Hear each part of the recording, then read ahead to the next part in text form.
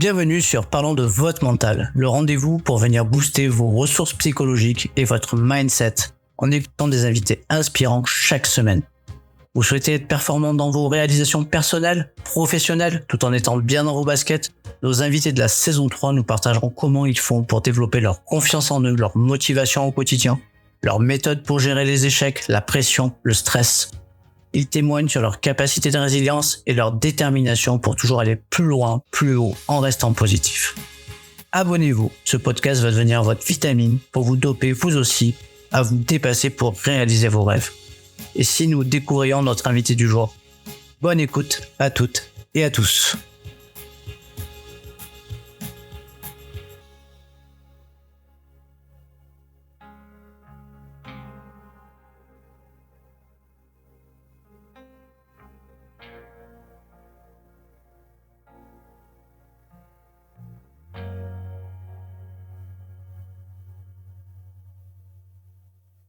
Bienvenue à toutes et à tous pour un nouvel épisode de Parlons de votre mental. Et j'ai aujourd'hui la chance de pouvoir recueillir un super témoignage dans Parlons de votre mental avec Sofiane Gelin.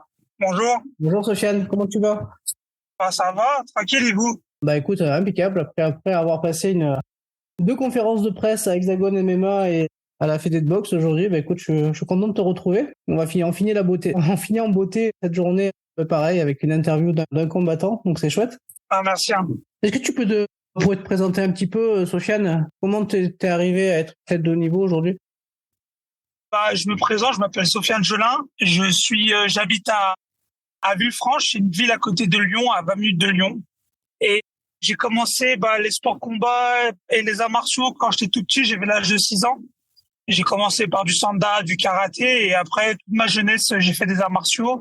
Et j'ai vraiment commencé la boxe et le pied-point, le K1 et la boxe anglaise, 18 ans, j'ai commencé. Donc là, ça fait 10 ans que je fais vraiment de la boxe pure.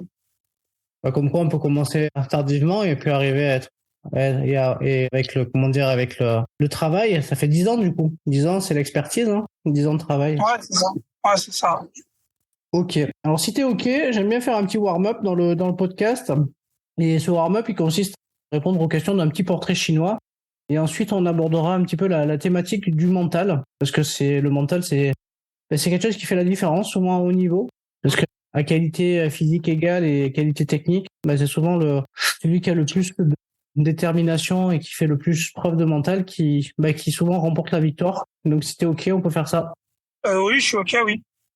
Alors, Sofiane, d'accord. Si tu étais une couleur, tu choisirais laquelle? Rouge. Quoi, le rouge? Ouais, j'aime bien, c'est ma couleur préférée, le rouge. Couleur du sang. Ouais, aussi, mais j'aime bien le rouge. Tu devais choisir un moment de la journée, tu choisirais lequel? Un moment de la journée, je choisirais le matin. Le matin? Pourquoi le matin? On va dire que l'expression le monde appartient à ceux qui se lèvent tôt. Ok. Tu t'entraînes tôt le matin? Ouais, j'aime bien m'entraîner tôt le matin. Ok. Est-ce que tu as une citation qui t'inspire? Dans ma routine, dans mon mode de vie, je suis quelqu'un que j'aime bien travailler pour avoir ce que je veux. Donc, on va dire que plus l'entraînement il est dur, plus le combat il est facile. C'est vrai. Ouais, c'est vrai, t'as raison. Si tu devais être une qualité, tu serais laquelle? Ou une qualité générale. Une qualité qui te caractérise? La gentillesse. Ouais, c'est une belle qualité, ça, avec la générosité. C'est quoi, selon toi, ton principal trait de caractère? On va dire une force sage. Je suis tranquille, je suis quelqu'un de très posé, mais voilà, quand il faut être dans le dur, j'aime bien. Allez, une petite dernière. Est-ce que tu écoutes des podcasts? Non, pas trop. Pas trop. Est-ce que tu aimes lire? Oui. Est-ce qu'il y a un livre qui t'a marqué?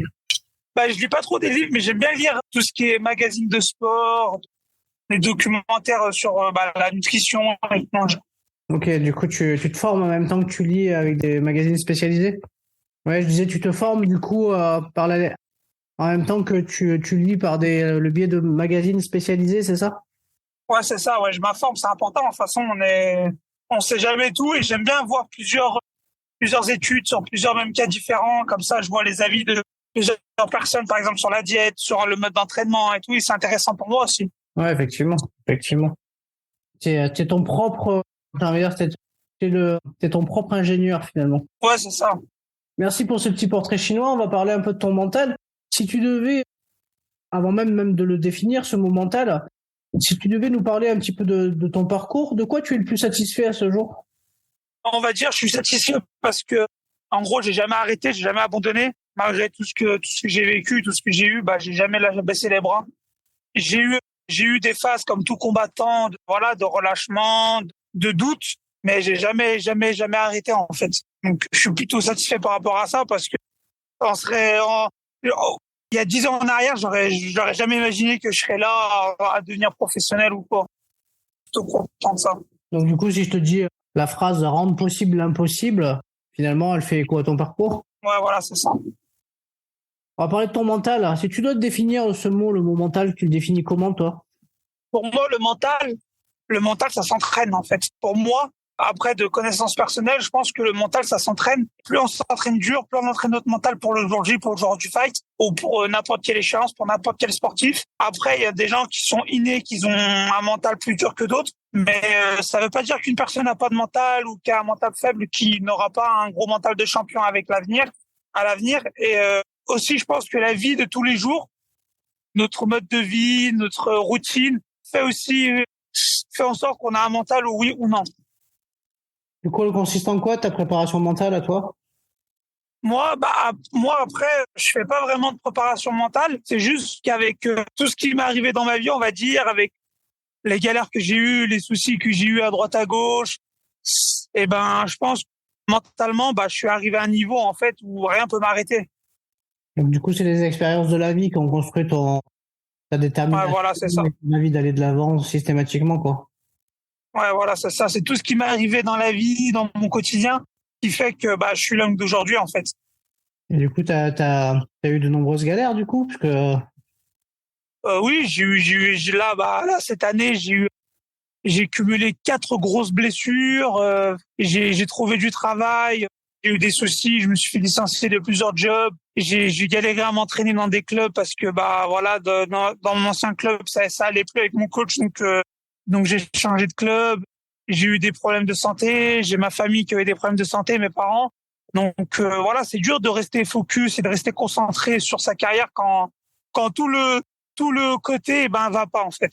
ouais, en fait, c'était des piliers, en fait, c'est des piliers solides qui maintiennent en équilibre, et cela, du coup, c'est ça que t'as réussi, du coup, malgré les difficultés, t'as réussi quand même à faire sans les piliers pour pouvoir aller de l'avant, quoi. Ouais, voilà, c'est ça. Ouais, voilà, c'est ça. Malgré tout, parce que c'est compliqué quand on est là, on est blessé, il y a rien qui va, on rentre chez soi, on voit sa famille, elle est malade, des maladies graves, on a plus le goût, on n'a plus envie, mais voilà, je suis resté motivé et déterminé, et je me dis, en fait, avec tout ce que j'ai fait dans le passé, que si j'ai arrêté maintenant, ce serait trop dommage, quoi. Donc jamais abandonné, et ça me motive encore plus, ça me motive encore plus, que je me dis, avec toutes ces galères, le jour où je vais vraiment réussir, où je vais devenir champion du monde, où je vais où je vais avoir un titre, et je vais me dire, regardez, j'ai eu tout ça, mais en fait, j'ai rien eu, j'ai pas eu la vie facile pour l'avoir, et malgré ça, j'ai été déterminé, et c'est ça qui me motive encore plus. Ouais, je comprends. Comment tu l'as construite, ta confiance? Les échecs, après, on sait à quoi s'attendre. J'ai eu des échecs, j'ai perdu, ça m'est déjà arrivé, voilà, l'entraînement en sparring, de me faire, comme on dit, de faire tabasser dessus, de galérer à des entraînements, mais en fait, tout ça, ça fait partie du cycle, ça fait partie de la boxe. On peut pas toujours être le meilleur. Et je pense que ça, c'est pour ça que j'ai confiance en moi. Je me dis, j'ai tout vu. Et mentalement, je suis prêt. Mentalement, je suis prêt à 100% de voir le pire et de voir l'échec. Voilà. Donc, je boxe, je me fais plaisir. Je me donne à fond. Donc voilà, c'est ça qui fait que, c'est les échecs qui fait que j'ai confiance en moi. En tout cas, pour ma part. Ok, ok, ouais, je comprends. Donc, du coup, quel positionnement t'as par rapport au droit à l'erreur? C'est, du coup, tes erreurs te permettent de progresser, c'est ça? Ouais, c'est ça.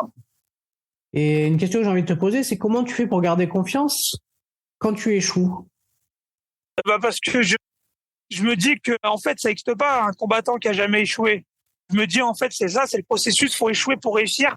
Après, ça dépend des combattants, ça dépend des athlètes, ça dépend des personnes. Il y en a, ils échouent et en fait, ils n'arrivent pas à remonter la pente, ils n'arrivent pas à progresser malgré l'échec.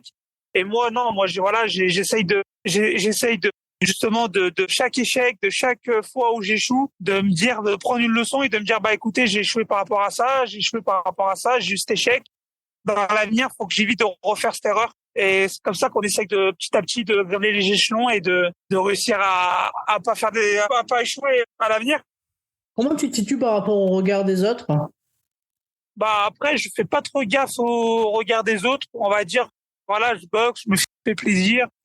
Voilà, je vis un kiff, je vis ce que plein de gens aimeraient vivre. Je suis là, j'essaye de vivre du sport que je fais, du sport que j'aime.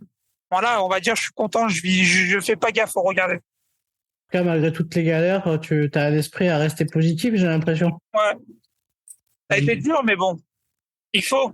Qu'est-ce qui te motive au quotidien? Il y a des trucs que tu appliques pour, même si t'es dans un mauvais jour, pour garder ta motivation?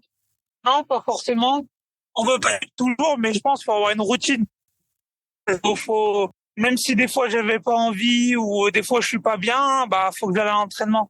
Comme ça, je vais à l'entraînement, je me dis, vas-y, ce jour-là, je vais peut-être mal m'entraîner, je vais peut-être pas être en forme, mais c'est toujours un jour de plus d'entraînement dans la semaine. Donc, je pense pas on peut pas être tous les jours motivé. Je pense que c'est juste une question de routine. Ok.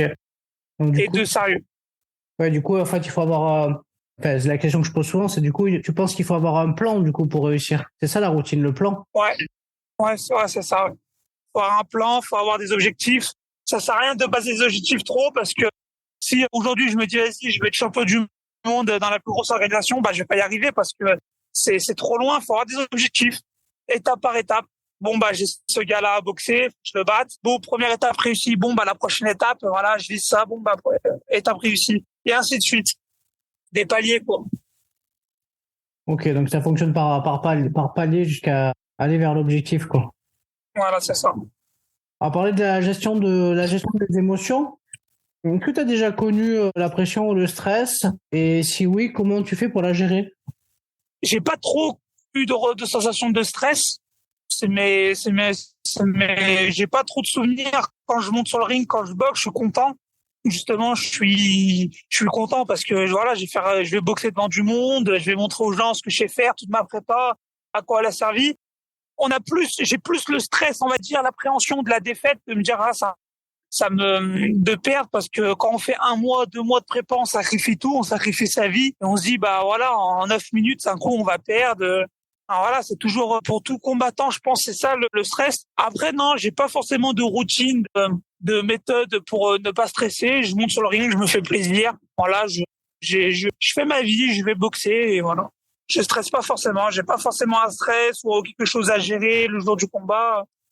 Non, pas forcément. J'aime bien déconner. Je suis là, je fais mes échauffements, je regarde un peu les combats dans la soirée. Je me prends pas la tête. Avant, je me fais pas forcément. Il y a des combattants, ils sont dans leur bulle, ils sont là, écouteurs, casques, ils sont dans les vestiaires tout le long de la soirée, ils sont concentrés. Moi, j'aime pas. Je me concentre quand il faut. Sur le ring, je me concentre. Avant, j'ai besoin de me concentrer. Je suis là, je déconne. Je parle avec mes proches qui sont avec moi. Je me prends pas la tête. Bah ouais, t'as bien raison. Pas se la prendre de toute façon. Donc finalement, de rigoler, de plaisanter, de pas se prendre au sérieux, c'est ça qui te permet de pas forcément avoir de stress en fait au final. Oui, je pense que c'est ça. Moi, je pense que c'est ça. Et en fait, le moment où je me prends au sérieux, dès que ça sonne, on n'a plus le temps de rester valaillère et voilà. Hein. Allez, j'ai une petite dernière pour toi. Il paraît que pour avoir une force mentale, il ne faut rien lâcher. Qu'est-ce que tu en penses? Ouais, c'est vrai. Mais tout le monde a déjà lâché une fois, je pense. Et c'est humain de lâcher, de craquer, c'est humain. Et je pense pas que ça fait un sportif ou un athlète de haut niveau qui a jamais lâché. Je pense pas que ça veut dire qu'il sera forcément plus prêt mentalement qu'un autre. Okay. Justement, des boxeurs qui lâchent, des combattants qui craquent, ils savent leurs limites et justement, ils savent travailler sur quoi travailler. Toi qui as eu pas mal de soucis physiques, tu me disais que tu avais eu des blessures, est-ce que tu penses qu'il faut apprendre à supporter la douleur pour progresser? Oui. Que ça soit douleur physique ou mentale. Hein. Ben écoute, Sofiane, merci beaucoup. Traditionnellement, dans le podcast, je laisse le mot de la fin à mon invité. Est-ce que tu aurais quelque chose qui te tient à cœur de partager avec les auditeurs pour clôturer l'épisode? Ah oui. C'est toujours croire en soi. Et quoi que les gens y disent, quoi que les gens y font, bah, si vous avez une idée, abandonnez pas parce que souvent c'est la bonne. Ben écoute, Sofiane, merci beaucoup pour ton temps. Et puis, merci à vous. plein de bonnes choses et puis écoute, on va suivre un peu sur les réseaux sociaux, voir un peu, je vais te rajouter moi sur le podcast, te suivre un petit peu et je te souhaite plein de bonnes choses. Merci. Merci à toi, Sofiane. Si cet épisode t'a plu, tu peux le partager en me taguant ou en lui laissant 5 étoiles sur Apple Podcast. Tu pourras aussi être tiré au sort pour gagner un test OMSAT pour évaluer tes qualités mentales.